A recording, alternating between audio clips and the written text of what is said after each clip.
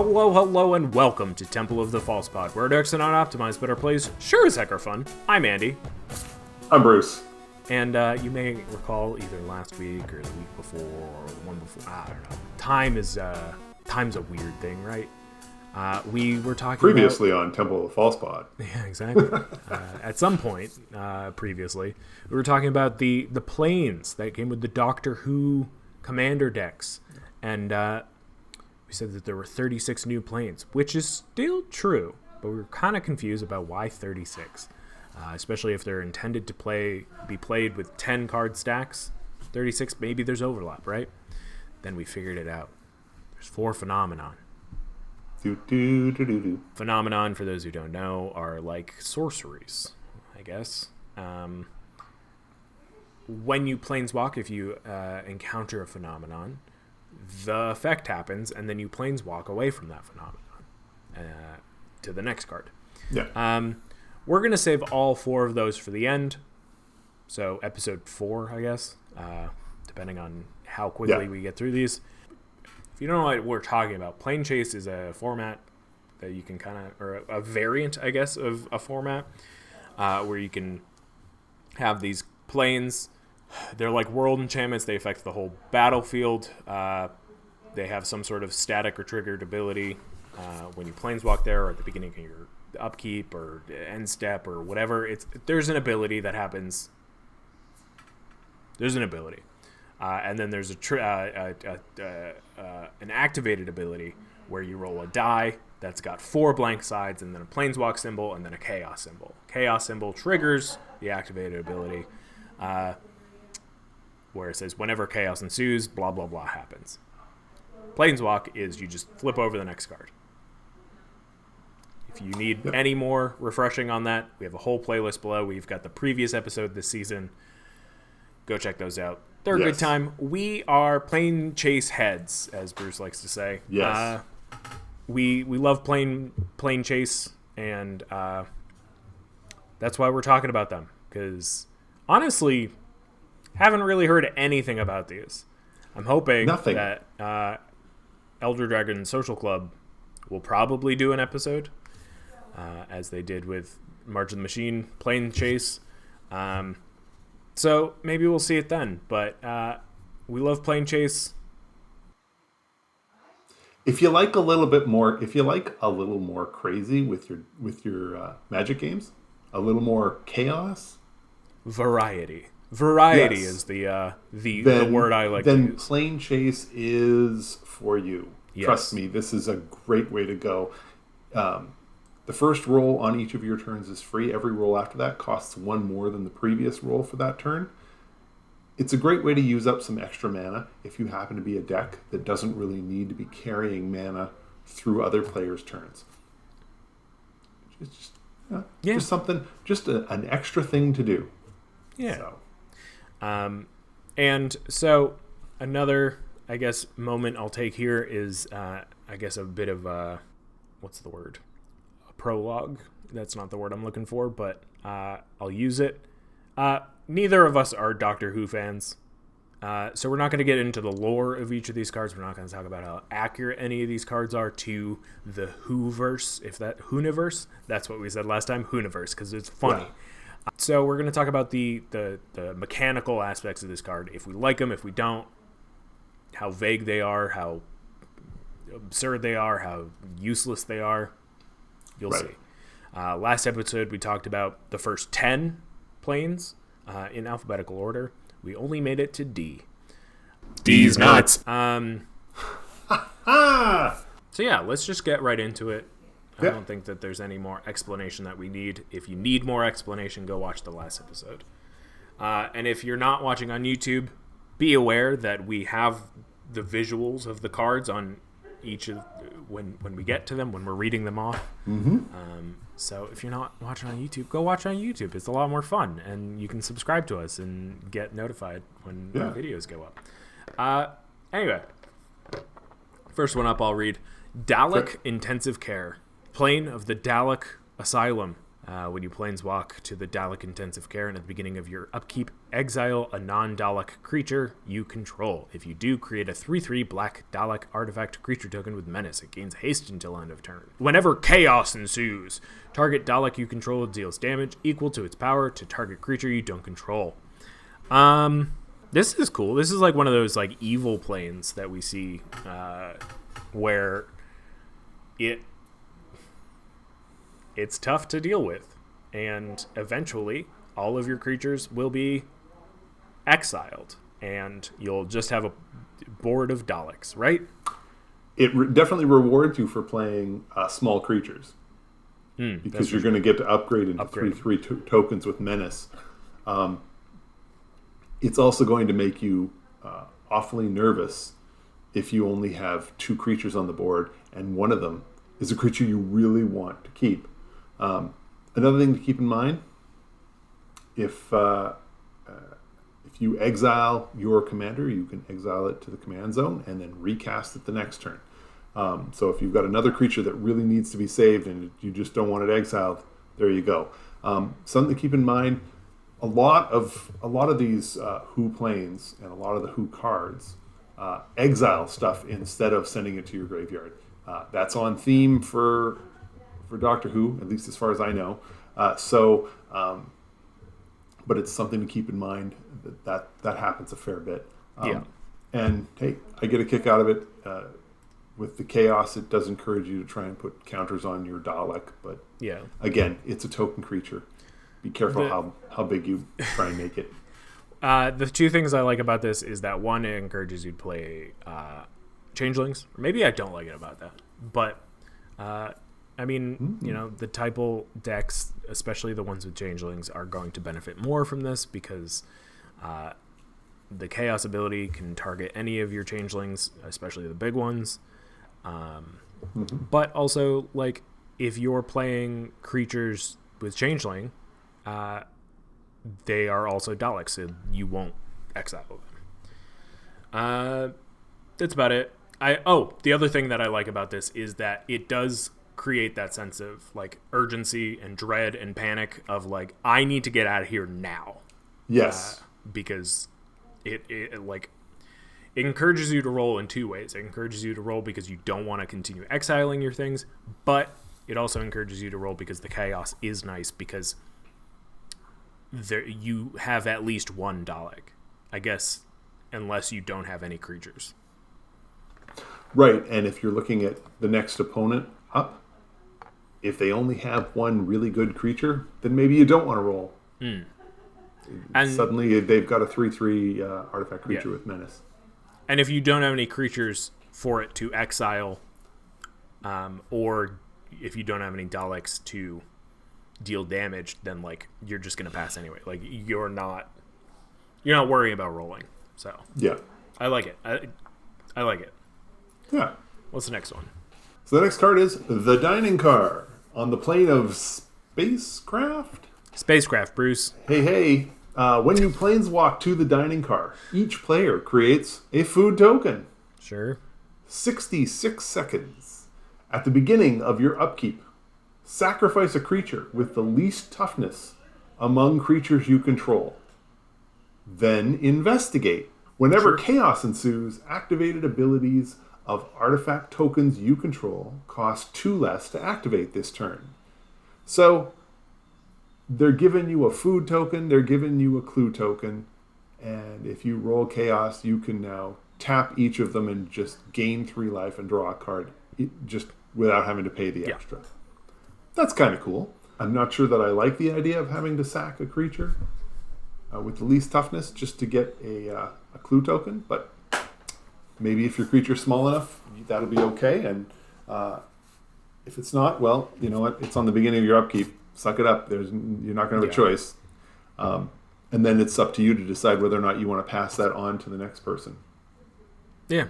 I mean, I think it's interesting because it evokes, Murder on the Orient Express, that type of murder mystery type thing. You're investigating, you're getting a food token. You're only getting 1 food token. That's not happening again and again. The second ability is definitely happening multiple times if you don't get out of there. Yeah. It's encouraging you to roll away. Yes, and I will say, the person who planeswalks to the dining car, they're the last one to get hit. Because again, it's at the beginning of your upkeep. That's already gone on your turn. The dining car is now in. You can either roll again to get a benefit if you can, and go from there. So. I like here. It's definitely like a nice, just kind of like from a art direction standpoint. A lot of the cards we haven't really talked about it as of yet, but I've noticed on a few of them, especially with like the Cave of Skulls, that the art direction includes a lot of various colors that like evoke this idea of other magic things. Like with the dining car, like it's very like, this looks like a Jund card because Jund is all about sacrifice, you know? Right. And with like the Cave of Skulls, like there's nothing that doesn't say that this is, you know, Gruul turf. It's great. Anyway. It is. Up next, we've got the Doctor's Childhood Barn on the plane of Gallifrey, which that's the one thing I know about Doctor Who, is that the Doctor is from Gallifrey, whatever that means. Right. Creatures enter the battlefield tapped. Whenever chaos ensues for each opponent, choose up to one target non-land permanent that opponent controls. Untap those permanents. They phase out. They can't phase in for as long as the Doctor's Childhood Barn remains face up. When a player planeswalks, those permanents phase in. So they're never phased away for too long, or forever, I mean. Yeah. That's about it. Yeah. To me, this is one of those negative planes where there's no real positive. It's just, oh, look, it's not negative for me, but it's negative for you. Yeah. And I generally am not a fan of those planes, but that's what this one does. Yeah. This just kind of feels like those moments in like Resident Evil games where you're at the safe room and it's like, okay, things are slowing down. Yeah. Up next. All right. The Doctor's Tomb on the plane of Trenzalore. If a creature would die, instead exile it, and that creature's controller loses 2 life. Whenever chaos ensues, redistribute any number of players' life totals. Each of those players gets 1 life total back. Oh, okay. Blah. Excuse me? Right. So mass removal is now mass exile. Yeah. And the poor sucker who happens to have 10 creature tokens is now losing 20 life. Yeah. And that chaos is nuts. Because you're essentially say it's the first turn of the game. This flips over. Somebody rolls. Now, that person has 117 life, and each other person has 1 life. Like, you're essentially just pulling it all together. They have even more than that, because at that point there's 160 life total. Oh, 160. So you'll have 157 life. Each of your opponents has 1. Yeah. Go. And that's going to be true no matter what point in the game you're at. So maybe the life totals aren't at 160 total. Maybe they're only at 25. But it doesn't matter. Whatever the total life total is, the roller is getting all of it minus 1 for each of their opponents. Unless they've got some bizarre reason why one of their opponents should get more life. I can't figure out. Couldn't for the life of me figure out why, because you can set it up. I mean, at 1 life, all I need to do is kill 1 of each of those players' creatures. Yeah. Something that just says everybody sacks 1 creature. Boom, they're dead. It's over. I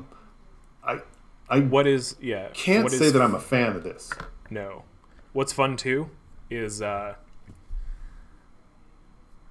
the chaos. This is just like a minor rules thing. The chaos says each of those players gets 1 life back total. So if you're playing 2-headed giant, that duo, that giant, gets 2 life back. Yeah, because it's 2 players. Yes. But if they have a creature that dies, then they lose that 2 life. So it's like it's even got that like redundancy in there. It's great. Yeah, I'm a fan of chaos, but I'm not a fan of just winning someone basically flipping a coin and saying, Yeah. So so and so wins and you lose, and we're gonna finish. We're just gonna end this game here, irrelevant of what has happened up to this point. I like games that add a little chaos, that move things around a little bit. I don't want my chaos completely determining the result of the game, and that's all this card does. Yeah, I think yeah, no. I think what's interesting here is that hitting that is going to upset a lot of people. It's going to just frustrate your opponents to no end. But where I think a lot of this chaos comes in is, when do you roll for this? Do you roll pre-combat? Do you roll post-combat? Because like, if you roll pre-combat, then you have the chance to attack in and kill them. But if you roll post-combat, they'll be losing. Well, I guess they'll be losing the life. So never mind. I'm gonna roll pre-combat, and not only am I gonna roll pre-combat, I'm not gonna do anything else. I'm not gonna play another creature. I'm not gonna do anything. All I'm gonna do is spend every single mana I have on rolls in the hopes that I either hit chaos or I planeswalk away, because I cannot let my opponents get a turn. No. Because if I just restructure it, so I'm at 157, everybody else is at 1, but I can't kill all my opponents, then on their turn, maybe they roll the chaos, and suddenly I'm the one at 1. Yeah, no. It's bizarre. I mean, it's almost to the point where you want to, if you can redistribute the life totals, but you can't kill the opponents, you might want to kill all your own creatures while you have a big pile of life. So that way that, when you're the one at 1, you're not sitting there with a creature that they can kill and just finish you off. I don't know. This is just bad case scenario all the way around. I don't like this card. I think this is just way too much. I approve. I like it. Up next, we have the Drum Mining Facility. The Drum Mining Facility. There we go. On the plane of Earth. Heard of it? Whenever you roll the planar die, creatures you control get +1/+1 and haste until end of turn. Chaos. Whenever chaos ensues, end the turn. So this really encourages you to take your chances, make mistakes. Something else Miss Frizzle says. I like it. I like that it adds this chaos of, like, it could be a big turn for you, or if you just roll chaos, you lose it all. There's no coming back from it. It's just, you got a bunch of +1s, and then your turn's over. You don't even get a chance to attack. I guess the question becomes, how far are you willing to go? Because rolling chaos once, rolling the planar die once gives all your creatures haste. So everything you've got gets to swing. Now, how big do you need your stuff to be for it to finish? I guess. If I think I need to roll 3 times to make all of my creatures big enough to do what it is I want to do, then I've already predetermined I'm going to do this 3 times, and either I'll get to do it or I won't. But I mean, like, just go that route. But I think it's tough too, because then you've got the idea of, like, well, giving them +1/+1 and haste until end of turn is good enough, but it's not good enough to, like, end the game. So then it's like, do you roll again and risk not attacking at all? Yeah. I think the nice thing here is that, like, it doesn't tap those creatures. It just ends the turn. Yeah. So, like, you still have them back as blockers, obviously not as big, but you've got a 1 in 6 chance that your turn just ends. You also have a 1 in 6 chance that your things get bigger, you get haste, and you planeswalk away, but you've got a 4 in 6 chance that you just get haste and +1/+1. But you still have that 5 in 6 chance that they at least get bigger and haste. So. The other part, you also want to cast all your artifacts and enchantments on your pre-combat main. Normally, that isn't what you're looking to do, but your turn could just end. And if it just ends and you've got mana up that you can't spend, then it just got wasted. So you kind of have to run on the assumption that maybe I don't get a turn. I need to do this. So yeah, there are very little reasons you'd want to roll post-combat other than just trying to get out of there. Yeah. Or if you have a thing that's like you lose at the end of your next turn, you know. Right. What was it? Chance for Glory? Is that what it is? Up next. We are on Gardens of Tranquil Repose on the plane of Necros. Sure. Suspended animation. Whenever a creature dies, exile it. Its controller scries 1. Whenever chaos ensues, create X 3/3 Black Dalek artifact creature tokens with menace, where X is 1 plus the number of cards exiled with Gardens of Tranquil Repose. I love it. So you've got a running tally that's going to sit on this card because it's not ones that you own. It's all. Right. It's all. So even without a mass removal spell, let's just say combat and 2 creatures have died or would have died, but they got exiled. Those players each scried 1, and then you rolled chaos. You're now creating 2 of these Daleks of Menace. No. 3. Because it's X would be 1. 2, Yep. so it's X plus 1, so it would be 3. I mean, oof. And this just gets bigger. And yes, if you've got a mass removal spell, I would recommend playing that before you start rolling the dice. For obvious reasons. Yeah. Yeah, it's pretty nice. I like it. Yeah. That's cool. I like it. Got another spacecraft here. Hotel of Fears on the plane of spacecraft. At the beginning of your upkeep, exile the top card of your library.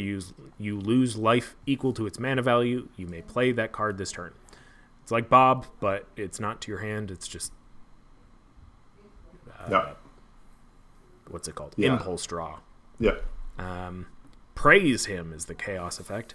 Whenever chaos ensues, choose a color. Put X +1/+1 counters on target creature you control, where X is your devotion to that color, then sacrifice another creature.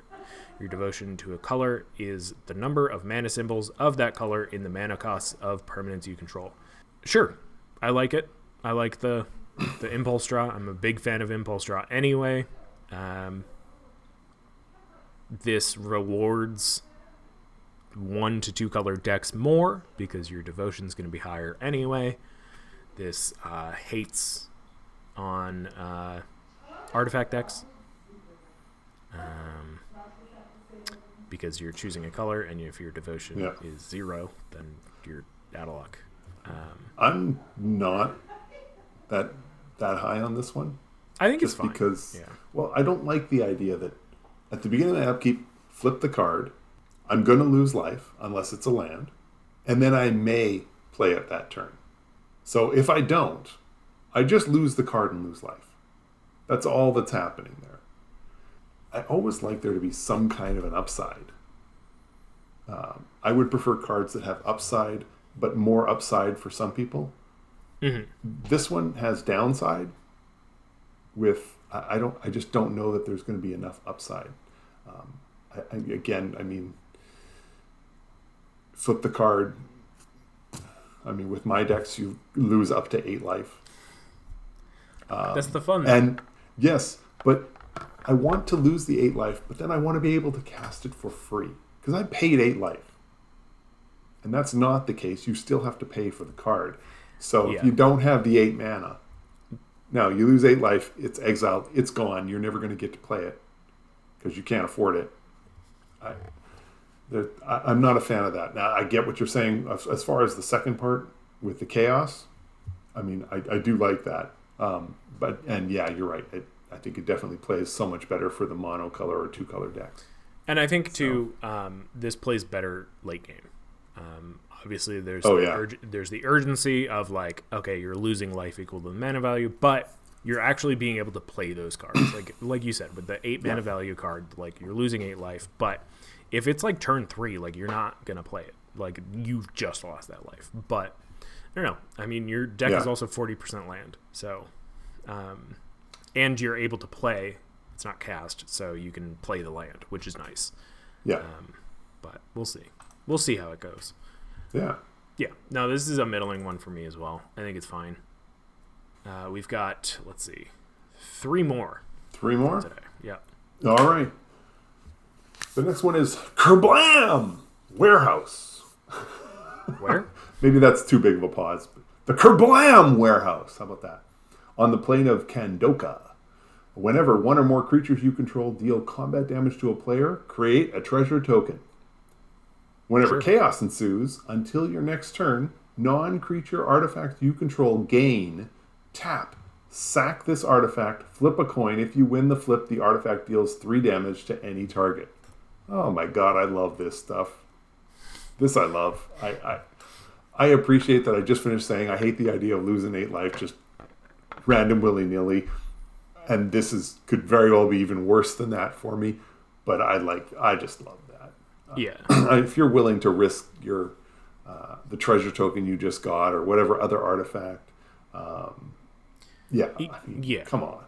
So I like this in decks that are playing food and clues a lot more than decks that are playing treasures, because you have to pay to activate the food and clues, and now they have a free outlet. Yeah. I like the first part. I like that you'll be getting up to 3 treasures. You're not getting really any more than that. Yeah. Unless you've got a way to double your token creation. Yeah. And then with the chaos ability, I don't know. I think I like it more in food and clues, because otherwise you've got a 50% chance to lightning bolt.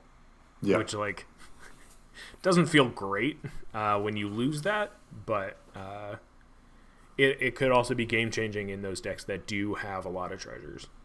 Right. Now, would you feel differently if I said tap and sack 2 artifacts? It deals 3 damage to any target? Because that's roughly what it's saying. You're flipping a coin. In theory, every second flip should net you 3 damage. Yeah. I don't know. Of course, if you've got 3 artifacts, then you're hoping for 9 and praying not to get 0. Yeah, right. I think that chaos ability with a lot of these is more pertinent later. Yeah. Or if at the beginning of the game or earlier in the game, it's going to be getting rid of mana dorks, Yeah. Trying to tempo out your opponents. Yeah.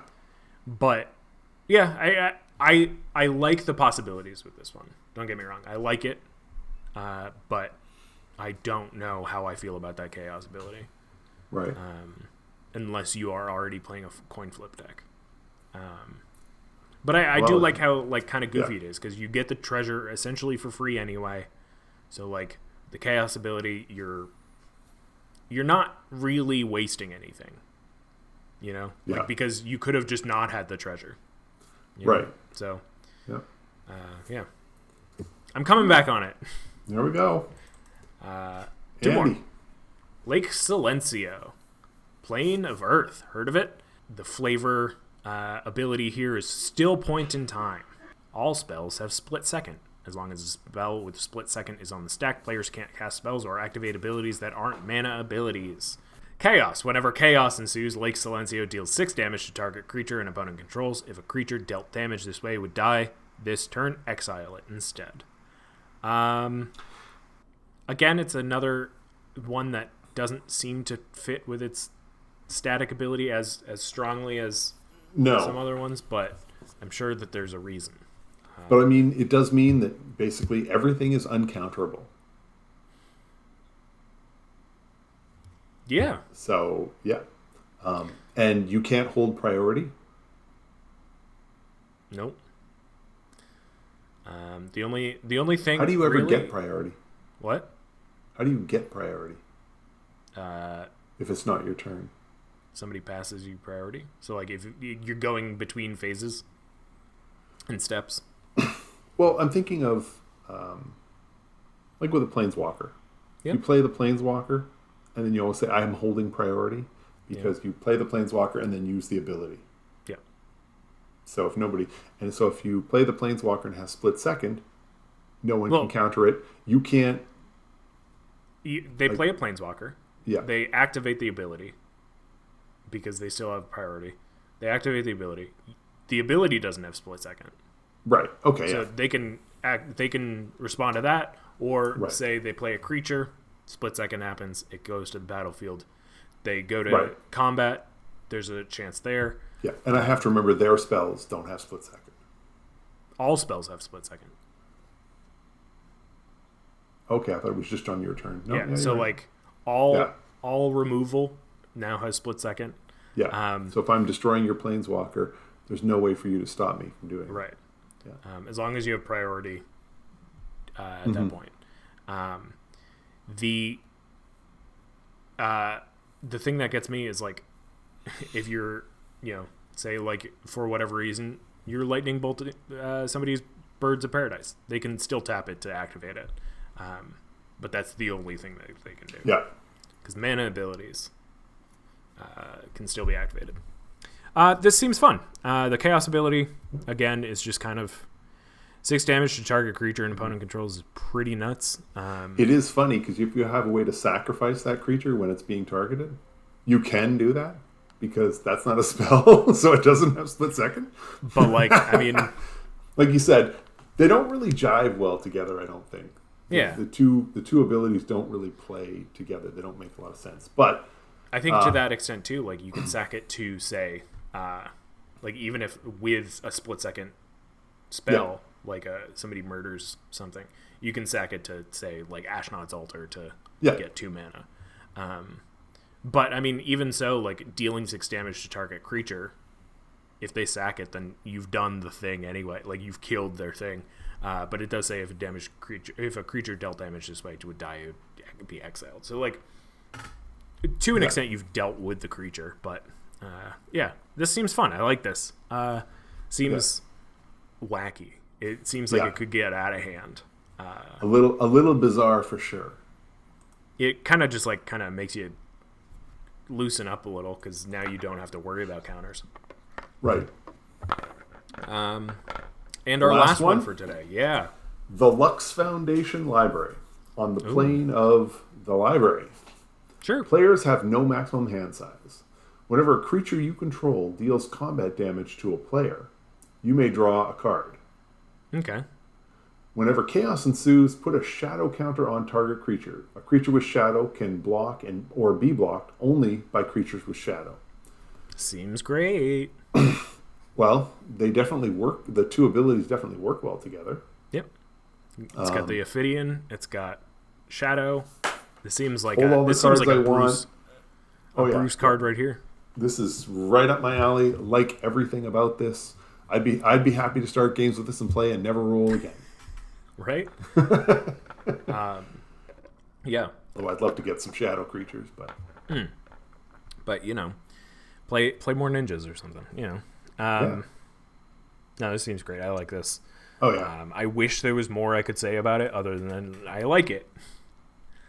But it seems good. It's a straightforward card, so yeah. That's gonna do it for us today. We're halfway through. We got 20 cards left now that we know that there's 4 Phenomenon.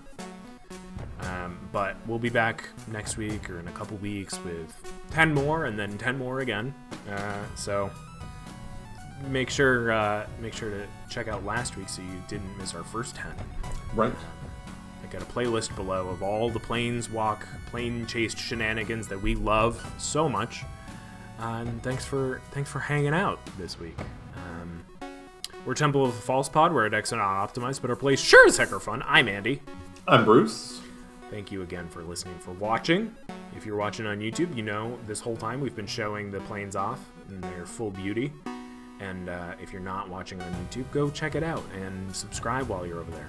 Or if you are watching on YouTube, still subscribe, please. Yeah. Have a great night. Play some Magic for me, and may your 5th land be the Temple. Bye! Wait. Before you go, I just wanted to say thank you for listening. You can reach out to us via email at falsepodmtg@gmail.com, or on Twitter at FalsePodMTG. Bruce is at ManaBurned, and I'm at Andy Weekend, though you'll definitely notice I use the podcast Twitter far more often. Now that we've got you here, make sure you subscribe, like, rate us on whatever podcast platform you use. It helps us out. It gets us more reach. Subscribe to us on our YouTube channel. Like a video there. Leave some comments for more casual enjoyment. Thank you so much for listening. We'll be back with some more timeless discussions about all things casual. So come hang out, and may your fifth land be the temple. Bye-bye. Should I do my best, Bruce? Bye!